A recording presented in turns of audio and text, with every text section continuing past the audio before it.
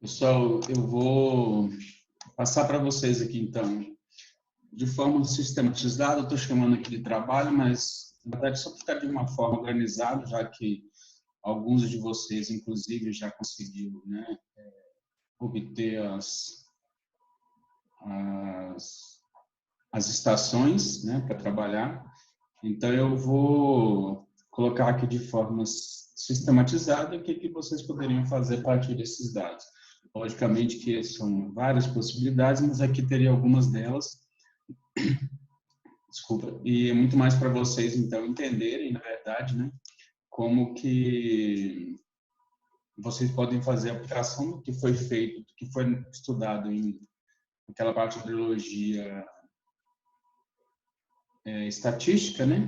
Então, a partir disso, tem aqui, né, os objetivos que vocês devem cumprir para realizar essa tarefa aqui, que eu estou chamando de trabalho, mas como não tem ainda data de entrega, né, só para vocês terem aí uma coisa organizada e sistematizada. Então, obter informações sobre precipitação em base de dados, já fiz inclusive uma aula sobre essa, explicando, né? Constituir séries históricas ou temporais para diferentes situações de interesse. Então, a partir dos dados brutos, a gente pode constituir uma série, né? No caso, a gente trabalhou com duas séries distintas, e é basicamente isso que vocês vão fazer aqui. Nós trabalhamos naqueles exemplos das 4 distribuições de probabilidade, né? Para fazer lá os testes de aderência, para analisar as possíveis distribuições que se ajustaram. Nós usamos dados de precipitação total anual e precipitação máxima diária anual. Então, é basicamente isso que vocês vão trabalhar aqui também, aprender a constituir essas séries. Trabalhar com distribuição de probabilidade, né, aplicado a diferentes séries temporais, no caso de dados de precipitação. Então, tem aqui as atividades, né, propriamente dita. Uma parte eu já pedi para vocês fazerem, então é só observar o que já foi feito e o que não foi feito ainda, para dar continuidade, né, e vocês conseguirem responder na própria planilha, tá? Pode montar a planilha no Excel mesmo, para fazer e responder todas essas questões. Selecione uma estação pluviométrica. Então, aqui, na verdade, você vai acessar, né? Vocês devem acessar o site do Hidroeb, como eu já expliquei, coloquei, inclusive, fiz uma explicação só de como acessar esses dados. Vocês vão acessar o site do Hidroeb, né? Aqui do Sistema Nacional de Recursos Hídricos, e vão obter a série de dados de precipitação. Lembrando que, no caso aqui, é a sua estação que você chamou de estação analisada, né? Então, para essa estação, você vai montar, vai constituir uma série de precipitação total anual. Então, primeira coisa, com os dados, né? Alguns já fizeram aí a correlação, e para fazer a correlação já tem que ter feito isso, né? Então, para analisar, constituir a série histórica de total anual, que provavelmente aqueles que já fizeram correlação já têm isso aqui pronto, e utilizar apenas os anos completos, ou seja, sem falhas. Passei para vocês, inclusive, que devia trabalhar com no mínimo 30 anos, desconsiderando as falhas, não precisa ser na sequência, mas tem que ter 30 anos completos.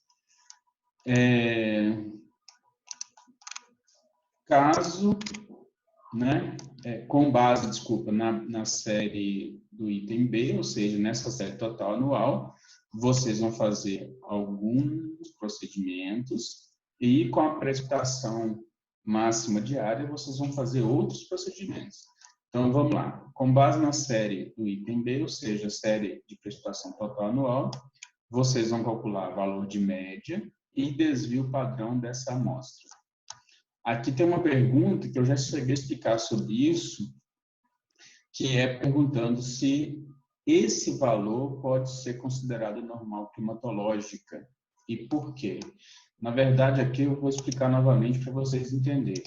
A normal climatológica, ela é a média, tá? Só que ela é uma média que a gente chama de padronizada. Essa média padronizada é do ano de 1961 até 1990.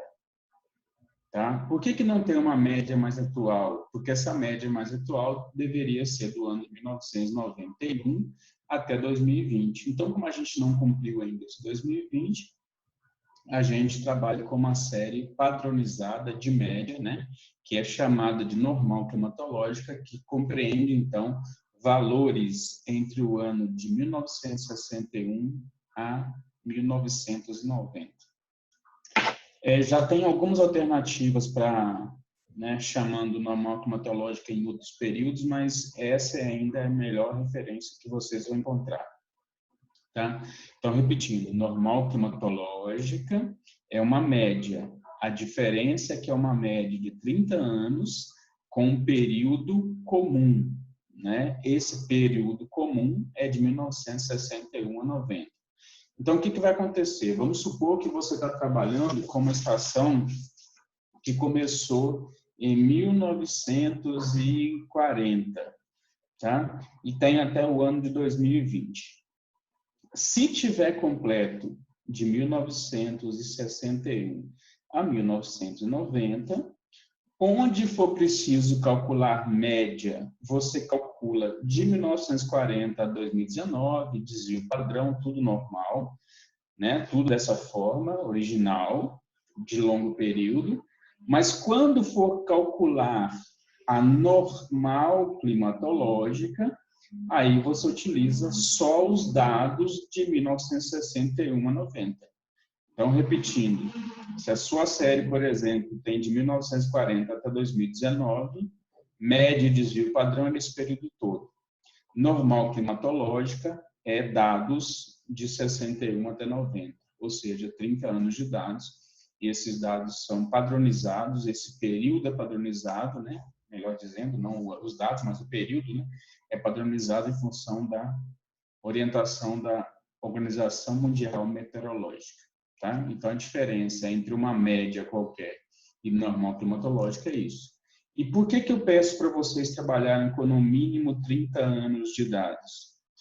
É por esse motivo, né? Um dos motivos é esse. Já que vocês, muito provavelmente, não vão conseguir uma estação que tenha normal climatológica completa, então eu peço que vocês trabalhem com no mínimo 30 anos, para que esse valor de média de 30 anos se aproxime do valor da normal climatológica. Então, mesmo sendo um período diferente, né, não sendo de 61 a 90, a gente espera que, trabalhando com os mesmos 30 anos, esse valor se aproxime desse que a gente chama de média, né, média por normal climatológica, ou seja, a média de 61 até de dados de 61 até 90. Depois que vocês fizerem isso, muita coisa aqui vai ser claro que foi feito já na hidrologia estatística. Vocês vão ordenar a série histórica de forma crescente e calcular a frequência pelo método de Kimball. Novidade nenhuma, né? Talvez só o nome, eu não lembro se eu passei para vocês antes, mas o método de Kimball é exatamente o que vocês já tinham feito. M, ordem, N, número de informações, número de dados. Então, se você tem aqui, por exemplo, uma estação, né, uma série histórica de 42 anos, então aqui o N é 42, então vai ficar 42 mais 1 aqui no denominador, e o numerador vai ser ordem 1, ordem 2, ordem 3, até ordem 42. Tá? Período de retorno, né? O tempos de retorno, período de retorno, tempo de retorno, período de recorrência, são significados. Período de recorrência, tempo de retorno, isso é o quê? O inverso da frequência, o inverso da probabilidade. E aqui pede uma coisa diferente, que vocês não fizeram até agora. A gente fez de forma intuitiva, mas não fez de forma explícita. Aqui pede para repetir as atividades dos itens anteriores, porém agora com a série ordenada de forma decrescente, tá? Então, primeiramente, era uma forma crescente, agora está pedindo para ordenar de forma decrescente, e para vocês também fazerem a análise do período de retorno, aqui, né? Período de retorno, e comparar esses resultados. Comparar, então, o resultado obtido em C2 e C3 com C4 e C5, tá bom? Com base nos valores de média e desvio padrão totais, utilize a distribuição normal, né? Flutuações totais anuais, desculpa, utilizar a distribuição normal. Então, aqui, para vocês utilizarem a distribuição normal para fazer o preenchimento da tabela a seguir. Então, aqui agora, vocês vão preencher essa tabela. Onde, para ficar uma coisa geral, tá? E eu não ter que ficar falando valores, eu coloquei da seguinte forma, média. Então, vamos supor que a média seja 1.200 milímetros no ano. Então, aqui vai ser 1.200. E vamos supor que o desvio padrão amostral seja 200. Então, o que vai acontecer? Esse primeiro valor aqui vai ser média, e esse de baixo vai ser o quê? Vai ser média, que é os 1.200, menos o 200. Então, ou seja, vai ser um valor de 1.000. Então, aqui vai ser 1.000, aqui vai ser 1.200. E aqui, se você vai trabalhar com média menos 2 vezes o desvio, então seria 1.200 menos 2 vezes 200, ou seja, seria 400. Então, você trabalharia então com 800. E assim por diante, tanto com valor positivo de desvio, quanto com valor negativo, como foi os primeiros casos aqui. Para que você vai fazer isso? Então, você vai passar a ter um valor de X, né? Lembrando que a expressão de distribuição normal fala que Z é igual a X barra, ou seja, a média, né? A média mais ou menos, né? Desculpa, Z é igual a X barra menos o desvio, desculpa, X menos X barra, X menos X barra sobre sigma X, ou seja, é o valor menos a média sobre o desvio padrão amostral, tá? Então, você vai preencher isso aqui com seus próprios dados. Você vai ter o valor da sua média, vai ter o valor do desvio padrão. Então, você vai preencher isso aqui em função dos seus dados. Então, essa aqui é uma forma de deixar de uma maneira geral, né? Para não ficar falando com vocês o valor, use tal valor, use tal valor. A partir desse momento que você tem o X, então esse primeiro tipo aqui, né, de problema, que vocês vão preencher a tabela, pede para trabalhar com os dados de não excedência, ou seja, a probabilidade de ser menor ou igual. Então, probabilidade de ser menor ou igual a média, probabilidade de ser menor ou igual a média menos uma vez o desvio, probabilidade de ser menor que a média menos 2 vezes o desvio, ou seja, vai ter um X, vai ter um valor de precipitação total anual aqui. Você vai jogar isso na expressão de Z igual a X barra, desculpa, X menos X barra sobre sigma X, vai encontrar um valor de Z, vai entrar na tabela e vai encontrar a probabilidade associada a esse Z. Primeiro você vai fazer menor ou igual, depois você vai fazer esse raciocínio maior ou igual. E depois que você tiver feito isso, tanto com menor ou igual quanto com maior ou igual, você vai então agora fazer a probabilidade. Como a probabilidade é, né, inverso, desculpa, período de retorno. Como o período de retorno é inverso da probabilidade, então eu peço que você use ou menor ou igual ou maior ou igual e faça o preenchimento de tudo aqui, tá? Lembrando então que como você tem os dois campos, você trabalha com um deles. Então opte por um deles. Então vamos supor, eu vou trabalhar com esses dados aqui dessa coluna. Então tudo que for calculado em período de retorno vai estar associado à primeira coluna. Tá? Então, isso é importante para você não ficar misturando maior igual com menor igual. Você também poderia fazer uma nova coluna aqui, se quisesse, para trabalhar, então, calculando menor igual e calculando o período de retorno com maior ou igual também. Então, essa planilha deve ser preenchida em função dos seus dados total, prestação total anual.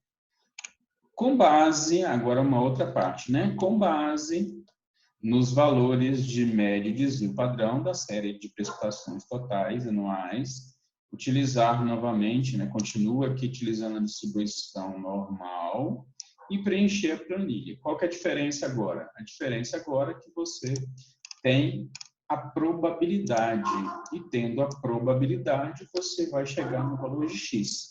E X aqui o XP está associado à probabilidade, né? Então, primeiro caso aqui, 10%. Aí tem que ficar muito atento que esse valor aqui é menor ou igual a 10%. Então, de X menor ou igual a 10%. Ficar atento quando se usa distribuição normal. Distribuição normal da média até o valor que você quer, abaixo dele tem uma probabilidade. Então, nesse caso aqui, se a probabilidade é 10%, é menor ou igual, na tabela você tem que entrar com a probabilidade de 40%, né? 0,40. Então, é o 0,40 e não o 0,10 que vai te proporcionar encontrar o valor de Z e, por consequência, encontrar o valor de X. No caso de 0,30, na tabela você vai ter que entrar com o valor de 0,20, que é o complemento aqui, né, de 50%. Com 50% você vai conseguir achar, com 20%, você vai conseguir achar, então, o valor de Z, já que isso é probabilidade, e vai, com o valor de Z, calcular o X. Não vou dar mais detalhe para vocês, né, pensarem um pouquinho, quebrarem um pouco a cabeça, mas o raciocínio seria esse. Depois, aqui é a parte que, na verdade, eu pedi para vocês começarem, né, encontrar, então, 3 estações que apresentem correlação, para que vocês possam fazer o preenchimento de falhas, né? E eu expliquei o preenchimento de falhas naquela aula anterior, ou uma das aulas anteriores. Para quem já fez, então, teve que encontrar. Quem não fez ainda vai ver que dá um certo trabalho encontrar um R2 maior que 0,70, mas isso é necessário. Então, você vai ter a sua estação em análise, vai ter 3 estações de apoio para fazer esse procedimento aqui. Prestem muita atenção no que vai ser pedido, e é uma forma didática de vocês entenderem. Então, aqui, D1, é para retirar de forma aleatória 3 informações e fazer o preenchimento dessa falha, entre aspas, né? Por que isso? Ó, vocês estão trabalhando com a série sem falhas. Então, você vai tirar justamente 3 informações. Então, sei lá, trabalhando com o ano de 1940, como disse, é 2019. Então, você vai tirar, por exemplo, eu vou tirar o ano de 1960, vou tirar o ano de 1970, eu vou tirar o ano de 1980. São 3 anos qualquer, né? Descartou esses anos aqui e você vai, com as estações que você tem de apoio, você vai simular esse preenchimento dos dados que você tirou.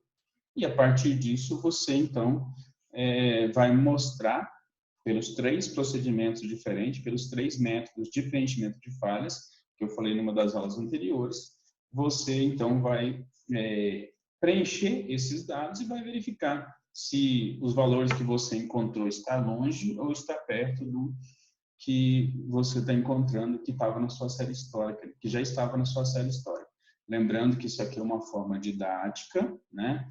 Quando você fizer isso de forma profissional, obviamente que você vai preencher dados que de fato estão faltando, e não essa simulação de dados faltantes. Esse item aqui eu não expliquei, tá? Eu vou explicar de forma separada depois, numa outra aula, falando sobre a curva de dupla massa. Então, por enquanto, esse D2 aqui vocês ainda não conseguem fazer. Depois disso, eu vou adiantar coisas aqui que vocês já conseguem na explicação de hoje. Tem aqui a série histórica de precipitação, então, de área máxima anual. E com essa série histórica, né, mesma coisa, ela tem os procedimentos que vocês vão adotar agora para essa situação de precipitação de área máxima anual. Então, algumas coisas aqui que vocês vão fazer, vão preencher, né? Valor da média e desvio padrão amostral, vocês vão calcular. Ordenar também de forma crescente, tá? E calcular a frequência, método de Kimball, o mesmo método de frequência que a gente tem usado já, só usamos esse método. Tempo de retorno, período de recorrência, né? Dessa forma. Com base nesses dados, nessa ordenação aqui, né? Com base nos valores de média e desvio padrão, vocês vão preencher essa tabela. E agora a recomendação é que se utilize Gumbel, né? Tá bom? Então, como é dados de máxima, obviamente aqui seria Gumbel máximo. Aqui foi dado então os tempos de retorno, né? Período de recorrência ou tempo de recorrência, P em anos, e pede para que vocês cheguem nesses valores de XT, ou seja, o evento associado ao período de retorno.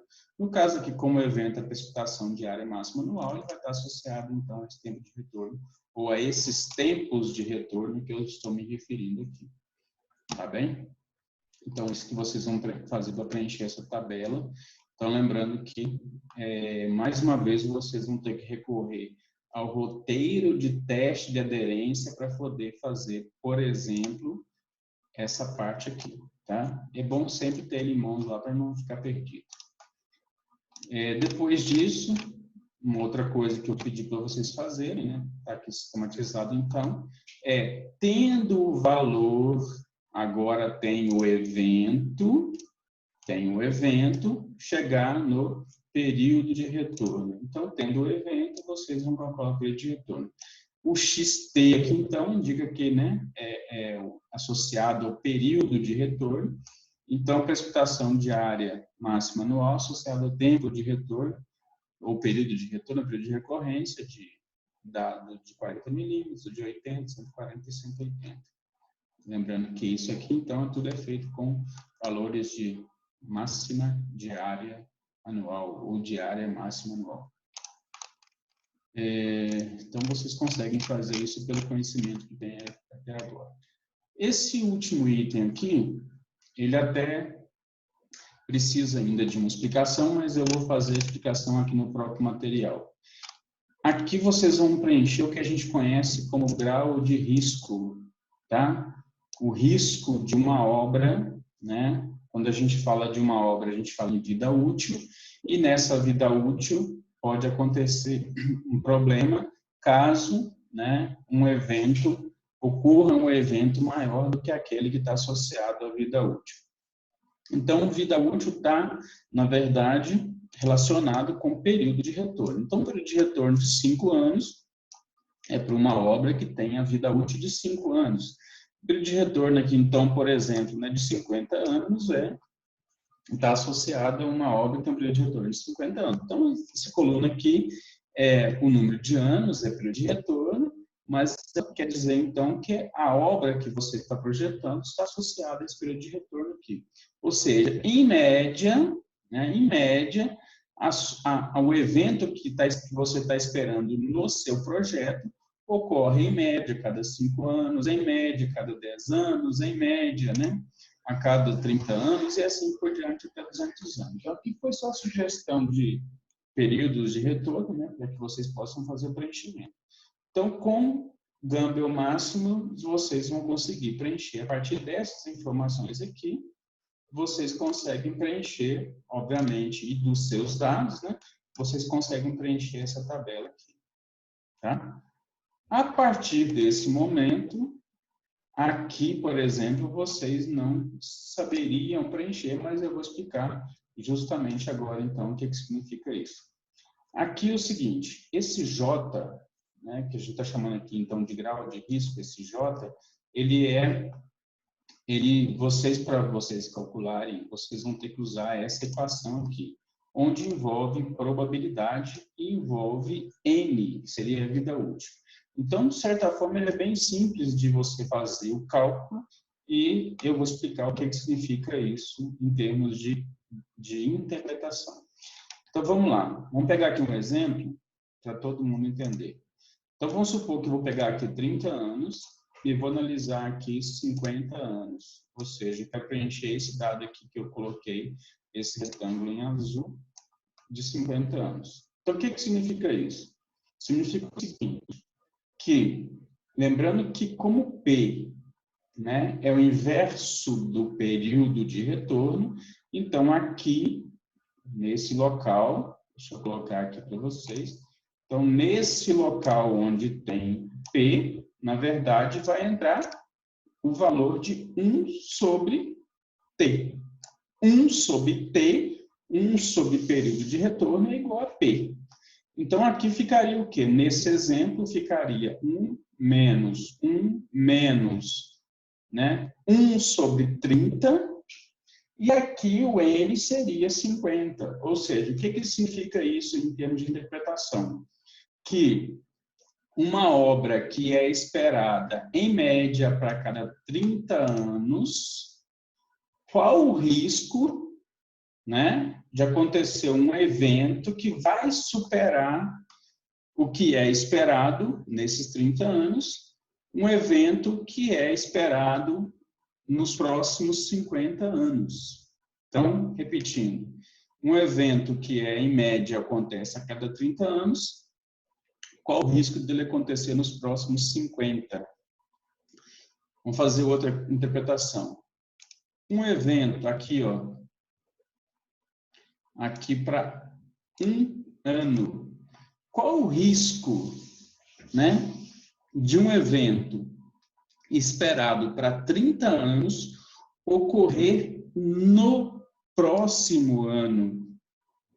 Ocorrer nos próximos 25 anos? Ocorrer nos próximos 100 anos? Tá? Então, isso é a interpretação, é o cálculo do grau de risco. Outra interpretação aqui, mais uma vez, para vocês entenderem. Aqui tem uns 5 anos. Então, aqui, na verdade, eu vou substituir, né? 1 sobre 5, que é a probabilidade, né? 1 sobre 5, e vou fazer a interpretação. Opa! Qual, né? Esse evento que está associado aqui aos 5 anos, que eu já vou conhecer, né? Um evento que, em média, é esperado para cada 5 anos, esse evento eu já vou conhecer aqui, qual o risco dele acontecer no próximo ano, nos próximos 25 anos, nos próximos 50 anos, nos próximos 100 anos e nos próximos 200 anos. Então, isso significa o N, tá? Então, você vai colocar o N aqui, né? Então, o N vai ser substituído sempre aqui, tá? O N sempre aqui. E os valores de T, na verdade, você vai substituir no 1 sobre P, né? 1 sobre T é P. Então, aqui 10, eu coloquei de novo ali no 10, mas é 30 e assim por diante. Então, 1 sobre 5, 1 sobre 10, 1 sobre 30 e assim por diante, tá? Então, tentem fazer, e qualquer dúvida depois eu vou fazendo explicação parte a parte, lembrando que ainda ficou faltando uma das explicações ali, que é a curva de dupla massa do cumulativo, que eu explico em outro momento.